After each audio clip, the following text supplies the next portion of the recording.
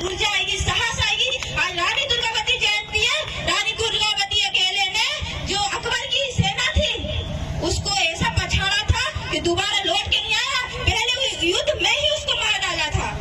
ये स्थिति आई थी, ऐसे कई सैनिकों को मार दिया था उसने।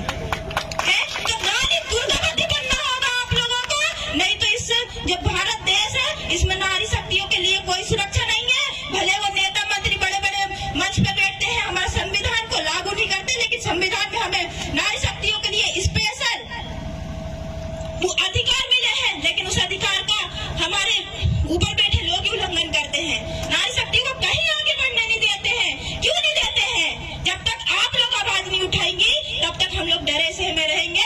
लेकिन आज से आप लोग कसम खा के जाइए कि हम भी कभी भी कोई कार्यक्रम होगा तो रानी दुर्गावती बन के बैठेंगे, काली कंकाली दाई जैसे बन के बैठेंगे, रानी दुर्गावती, कमलावती, माँ सावित्रीबाई फुले जैसे बन के बैठेंगे, जिन्होंने लड़की के लिए पहला विद्यालय खोला था। ऐसी माँ सावित्रीबाई फुले जी को भूलिए आप, जिन्होंने लड़कियों को पढ़ने का अधिकार दिया था।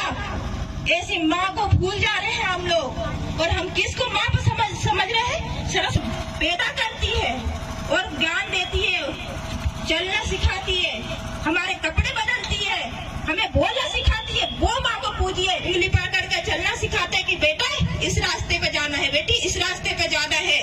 वो हमें ज्ञान देते हैं। ऐसे भगवान को पूजिए आप लोग, ना कि इस दुर्गा को, इस सरस्वती को, इसको उसको।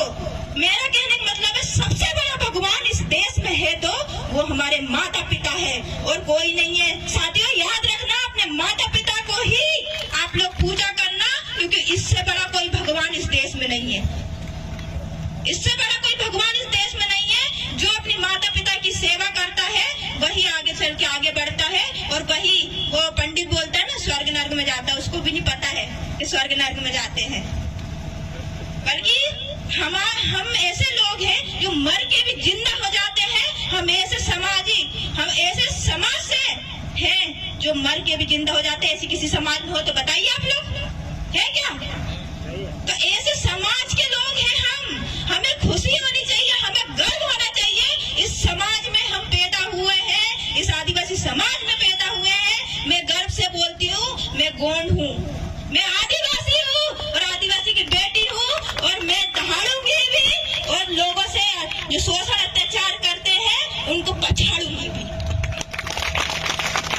तो मैं बस मातृ शक्तियों से, वो जो सियाने लोग बैठे उनके लिए भी बोलूंगी कि आप अपनी बेटियों को, अपनी बीवियों को, जो भी है आपके घर में मातृ शक्तियों को लेकर आइए, ऐसे सामाजिक कार्यक्रम में जोड़िए, ऐसे संगठनों में जोड़िए, तब जाके आपकी बेटी, जैसे आज मैं बोल रही हूँ, मेरे माँ बाप ने मुझे 10-10 दिन मैं घर से बाहर भी रहती हूँ ना, तो सोचिए आप भी एक पिता है, जब आपकी बेटी घर से बाहर होती है तो दिल पे पत्थर रखकर भेजते हैं, कितनी दूर जा रही है लड़की। तो आप लोग, मेरे पिताजी ने जब मुझे समाज सेवा करने के लिए आजादी दे दी है, तो आप लोग भी अपनी बेटियों को आजादी दे सकते हैं और उन लोगों को भी समझा सकते हैं, बता सकते हैं कि बेटी आज समाज है तो हम हैं, समाज नहीं है तो हम नहीं हैं। आप लोग बताइए और उनको संस्कृति भी बताइए, क्योंकि ज्यादातर क्या होता है, हमारी जो समाज की लड़कियां हैं, हमारी जो समाज के लड़के, उनको संस्कृति नहीं पता है कि हमें किस गोत्र में शादी करनी है, किस जगह शादी करनी है, किस जगह नहीं करनी। तो वो क्या करते हैं, पंडितों के लड़के से, लड़कियों से शादी करते हैं। क्यों करते हैं? ये नहीं बताने का जो अपने पूर्वज है, मैं उनकी गलती समझती हूँ, क्योंकि वो लोग अपने बच्चों को ये चीज का ज्ञान नहीं देते हैं। यदि आप ज्ञान देने लगे तो कभी पंडितों में या कहीं पे भी शादी नहीं करेंगे, वो सिर्फ अपने समाज में शादी करेंगे और इसके सिवा कहीं शादी नहीं करेंगे। लेकिन आप लोग को बताना पड़ेगा अपनी बेटियों को, क्योंकि हमारा जो व्यवस्था बनी है ना, वो इतनी खूबसूरत व्यवस्था है कि हमें पता होता है कि हमें किस लड़के से शादी करनी है, किससे नहीं करनी, कौन हमारा भाई लग रहा है और कोई हमारा सगा लग रहा है, ये हमें पता होता है। आज मैं उइके की लड़की हूँ, मैं धुर्वे के लड़के से शादी कर सकती हूँ, मैं 6 देव वाली हूँ, मैं 7 देव वाले से शादी कर सकती हूँ। तो मुझे पता है, इसलिए मैं कभी गलती नहीं करूंगी कि मैं अदर कास्ट में जाऊँ, अदर लोगों से शादी करूँ या अदर लोगों के पास जाऊँ। मैं नहीं जाऊंगी, क्योंकि मेरी व्यवस्था इतनी सुंदर है, मेरी संस्कृति इतनी सुंदर है। मैं प्रकृति में रहने वाली लड़की हूँ, मेरा समाज प्रगतिवादी है, समाज प्रगति को पूजने वाला है, किसी पाखंडवाद को बढ़ावा नहीं देता मेरा समाज। लेकिन मेरे समाज को वही जानकारी नहीं होता, तो हम जैसे युवा लोगों को दुख होता है, बहुत ज्यादा दुख होता है कि हमारा समाज आज पाखंडवाद में उलझा पड़ा है, इसके सिवा उसको कुछ नहीं पता। लोग इसी का फायदा उठा रहे हैं और आज वो सत्ता पे बैठे हैं और सत्ता को आज चला रहे हैं और हम गुलाम की जिंदगी जी रहे हैं। क्या आप लोग ऐसे चाहते हैं कि गुलाम की जिंदगी जीना आप लोगों को नहीं चाहते ना? तो क्यों आप लोग अपने वोट को सिर्फ चंद पैसों में बेच देते हैं? एक बोतल आती इतनी बड़ी, उसमें बेच देते हो, एक मुर्गा में बेच देते हो। आप अपने वोट को इतने हल्के में लेते हो। अरे आपके बीच में अपने समाज का हो चाहे कोई हो, लेकिन अपने बीच में आके वो बैठ रहा है, खाना खा रहा है अपने समाज की या इस देश में कहीं की भी यदि वो समस्याओं के ऊपर आवाज उठा रहा है, तो हमें ऐसे लोगों को वोट देना चाहिए। नहीं तो एरे गेरे नत्थु गेरे तो बहुत आते हैं, ऐसे लोगों को वोट देना चाहिए। हमारा वोट बहुत कीमती है, क्योंकि हम पूरा 5 साल इनको दे देते हैं और एक रुपए दो कई ये बोतल मिलती है, को तो नाम भी नहीं आता उसका ना, उसमें बिक जाते हैं हम लोग। क्यों बिक रहे हो आप लोग? क्या आप लोग सिर्फ इतनी कीमत है आप लोगों की कि आप लोग कुछ एक बोतल में बिक जा रहे हो? यही कीमत है आप लोगों की?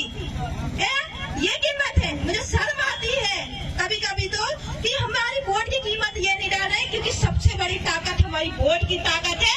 हम चाहेंगे तो राजा बना सकते हैं और हम चाहेंगे तो उसको मिट्टी में मिला सकते हैं। साथियों,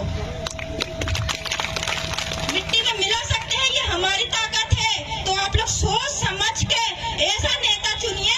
मैं इसका उदाहरण भी दे देती हूँ आप लोगों को। क्या करते हैं, मतलब कोई भी हो, समाज की बेटी के लिए ये कोई लड़का ढूंढते हैं तो उसको तो बड़ा देखते हैं, यार ये गोरा है कि नहीं, सही से चल रहा है कि नहीं चल रहा है, खाना बना लेता है कि नहीं बना लेता, नौकरी करता है कि नहीं करता, देखते हैं कि नहीं? सभी पिता है, देखिए अपनी बेटी के लिए लड़का ढूंढेंगे तो देखेंगे कि नहीं, बताइए? देखते हैं ना, सारी खूबी देखते हैं लड़के के अंदर कि हमारी बेटी कैसे खुश होगी यदि हम ऐसी उठा कर दे दिए किसी को। देखते हैं ना, बेटा हो या बेटी, उसके लिए लड़का या लड़की आप लोग देखते हैं तो ठोक बीन कर देखते हैं, ऐसे कोई नहीं दे देता उठा के अपनी बेटियों को। तो यही सबसे बड़ा उदाहरण है। यदि आपके बीच में कोई खड़ा हो रहा है प्रतिनिधि, तो उसको पहले ठोक बजा के देखिए कि ये मेरे समाज में आया था कि नहीं, ये बैठा था कि नहीं, या मेरे साथ खाना खाया कि नहीं, ये मेरी समस्या को समाधान किया कि नहीं, ये मेरी बात वहां तक ले जाता है कि नहीं, कलेक्टर के पास, सरपंच के पास। तो ऐसे लोगों को मैं कह रही हूँ, आप लोग ऐसे लोगों को वोट दीजिए जैसे आप अपने बेटी के लिए वो दामाद देखते हैं। ठोक बजा के देखिए आप लोग, तब जाके आपकी वोट की कीमत सही होगी, नहीं तो कहीं नहीं होगी। ऐसे ही देते रहेंगे, ऐसे ही फेंकते रहेंगे और हम जिंदगी भर गुलाम की जिंदगी जीते रहेंगे। हमें गुलाम